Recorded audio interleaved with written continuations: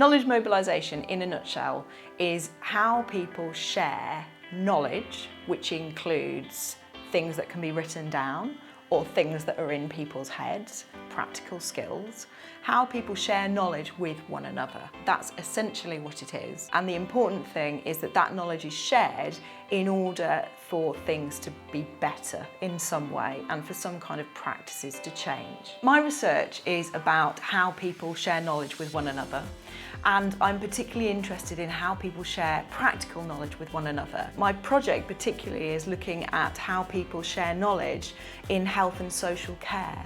So I'm looking at how social workers share knowledge with nurses and with other health professionals.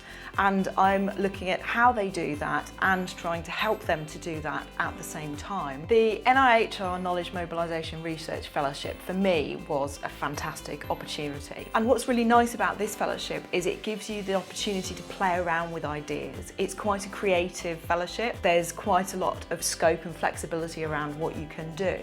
And as well as doing the research, you actually get to try out ideas for mobilising and sharing knowledge with people, which is an amazing opportunity and quite rare, particularly if you're an academic like me. The creative ways that I've been using in this fellowship particularly is really around storytelling and stories, and also illustration and drawing. For me, the impact of this fellowship has been around giving me space and time to think about my future career and to think about my future development.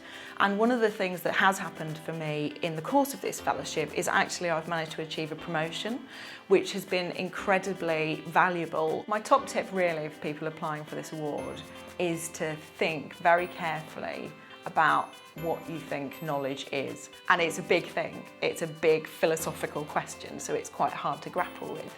But actually having a sense of where you're coming from and who you are, and thinking very much about how you think about knowledge and therefore how you think about it being moved is really, really important.